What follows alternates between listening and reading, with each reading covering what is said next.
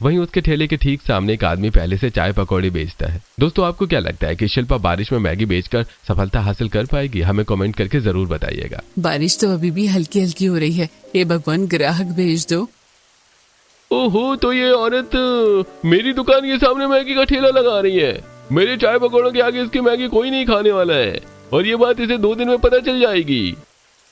Mummy, अभी तक तो बारिश में हमारी मैगी कोई नहीं खाने आया है। आप बनाओ, मैगी की खुशबू आएगी तभी लोग आएंगे। आते ही होंगे मेरी बच्ची। शिल्पा गैस जलाकर कढ़ाई में तेल, मसाले, हरी मिर्च, लहसुन, प्याज इत्यादि डालकर उसे फ्राई करती है। मसाले की खुशबू ही आसपास के लोगों के पास ले जाती है और जैसे वो मैगी के 2 टुकड़े करके मैगी मसाला डालते हैं और पकाते हैं, तब तो और ज्यादा खुशबू आने लगती है। बारिश में लोग खुद ही खींचे चले आते हैं। अरे वाह वाह भाई वाह, बारिश में कितनी अच्छी खुशबू आ रही है। अरे बताओ तो, बस के अंदर ही खुशबू आ रही है। अच्छा है, बारिश में गर्मा गर्म मैगी खाऊंगा। ये लीजिए भाई साहब। शिल्पा की बनाई मैगी खाकर ग्राहक खुश हो जाते हैं। भाई वाह, ऐसी स्वादिष्ट मसाले से भरी मैगी तो मैंने आज तक कहीं नहीं खाई। अरे सही बोल रहा है भाई तू, ऐसी मैगी तो मैं भी नहीं खाई। बहुत स्वादिष्ट है बहन जी, आप 1 प्लेट पैक भी कर देना, लेकिन आप थोड़ी तीखी मैगी बनाइएगा।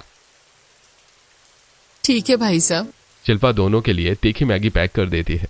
दोनों मैगी घर ले जाते हैं और तभी और लोग आ जाते हैं और तेज बारिश होने लगती है। शिल्पा और मैगी बनाती है और उसकी मैगी की खुशबू आसपास के लोगों पर इतना प्रभाव डाल रही थी कि सामने वाले राजपाल के चाय पकौड़े अब सिर्फ 2-3 लोग ही खा रहे थे।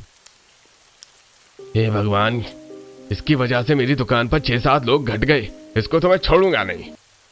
आइए आइए, बारिश में गर्मा गर्म तीखी चटपटी मैगी खाइए। वाह आंटी जी, आपने तो बहुत अच्छी मैगी बनाई है। पानी मिलेगा क्या? हाँ दीदी, ये लो पानी। वो लड़की पानी पी लेती है। आपको तीखी मैगी पसंद नहीं आई क्या? नहीं नहीं आंटी, आजकल तो स्पाइसी नूडल्स का चैलेंज चल रहा है और प्लेन मैगी कौन खाता है। बस थोड़ी मिर्ची लगी थी तो पानी पी लिया। आप ऐसे ही बनाया करो, देखना बहुत लोग पसंद करेंगे। मेरा मनोबल बढ़ाने के लिए शुक्रिया। सब लोग उसकी मैगी को बहुत पसंद करते हैं। 3 दिन तक उसकी बहुत अच्छी बिक्री होती है, तब घर पर 500 रुपए देकर। माँ जी, पापा जी, मैंने अपने सपने में भी नहीं सोचा था कि हम इतनी सी लागत लगाएंगे पर इतना मुनाफा होगा। 300 भी लगा दे तो 200 तो बचते हैं। ने काम कर दिखाया। आखिर तेरी मेहनत और तेरे हुनर ने काम कर दिखाया। मुझे भी तुम पर बहुत गर्व है बहू। और मुझे भी। मम्मी, जो मैगी बच गई है वो मैं भी खा लूं? हाँ हाँ माँ जी, पापा जी, बहुत शैतान है ये। एक मैगी का पैकेट छुपा लिया था इसने। नाम लगा रही है बचने का। बेटा, रोज मैगी नहीं खानी चाहिए, ठीक है? ठीक है मम्मी। सरिता ने सबका खाना पहले ही बना लिया था, पर शिल्पा अपनी बेटी के लिए मैगी बनाती है जिसे वो रोटी से खाती है। अगले दिन भी खुश होकर बारिश से बचते बचते शिल्पा उसी जगह अपना ठेला खड़ी करती है, लेकिन इस बार राजपाल गुस्से में था। वो अपने आदमियों से कहकर शिल्पा के मैगी के ठेले पर तोड़फोड़ करने लगता है। अरे भाई साहब, आप यहाँ क्या कर रहे हैं? छोड़िए मेरे ठेले को। छोड़ो अंकल, छोड़ो। ये तुझको क्या लगता है यहाँ पर मैगी बेचकर अमीर हो जाएगी? चल निकल यहाँ से। पता नहीं कहाँ कहाँ से लोग आ जाते हैं। उसका सारा सामान जमीन पर पटक कर वो दोनों गुंडे वहां से चले जाते हैं। ये देखकर राजपाल खुश होता है और फिर एक ग्राहक उनके पास आता है। अरे बहन जी, आज आपकी तीखी मैगी नहीं मिलेगी क्या? सब बर्बाद हो गया, माफ कर दीजिए भाई साहब, मैं आपको मैगी नहीं दे पाऊंगी। उसकी और सामान की हालत देखकर सास ससुर सवाल करते हैं तो शिल्पा सब कुछ बताती है। फिर वो उसे सहानुभूति देते हैं।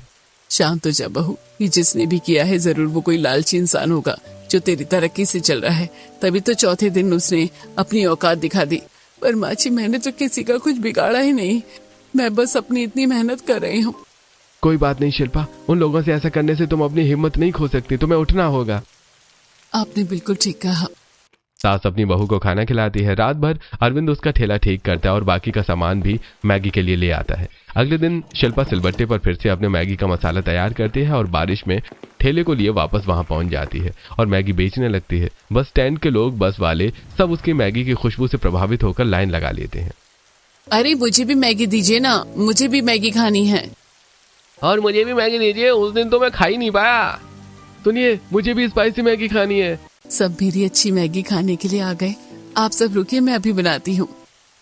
शिल्पा पूरे मन से 4-5 मैगी के पैकेट बनाती है और तीखा मसाला मैगी डालकर मैगी तैयार करके लोगों को देती है। सब खाकर खुश होते हैं। राजपाल फिर गुस्से में आता है क्योंकि 2-4 लोग ही उसके चाय पकौड़े खा रहे थे। अरे भाई, ये बारिश में चाय पकौड़े से मैं थक चुका हूँ। चल आज मैगी खाते हैं।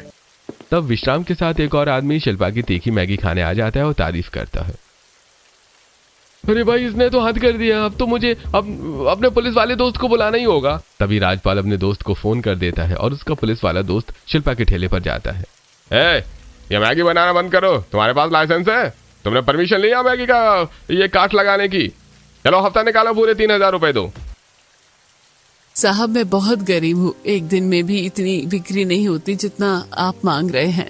ठीक है, तो मुझे तुम्हारा ठेला जब्त करना होगा। ऐसे काम नहीं चलता कि पब्लिक में कोई भी ऐरा गैरा अपनी दुकान लगाता फिरेगा। साहब मत कीजिए ऐसा। पुलिस वाले के सामने शिल्पा गिड़गिड़ाती रहती है, लेकिन पुलिस वाला हवलदारों से उसका ठेला जब्त करवा देता है। शिल्पा घर जाकर सब कुछ बताती है। तब पति, तुम चिंता मत करो शिल्पा, मैं तुम्हारा ठेला ले आऊंगा, पुलिस वालों से बात करूंगा, जो कागज देना है दूंगा। 2 दिन हो जाते हैं। अरविंद सरकारी जगह के चक्कर काटता है परमिशन के लिए, और जब परमिशन मिल जाती है तो वो पुलिस स्टेशन जाता है, जहां राजपाल पुलिस वाले से बात करता है। तूने अच्छा मजा चकाया उस ठेला को जब्त करके, बहुत मेरे काम के बीच आ रही थी। वीडियो पसंद आए तो लाइक करें, चैनल को सब्सक्राइब करें।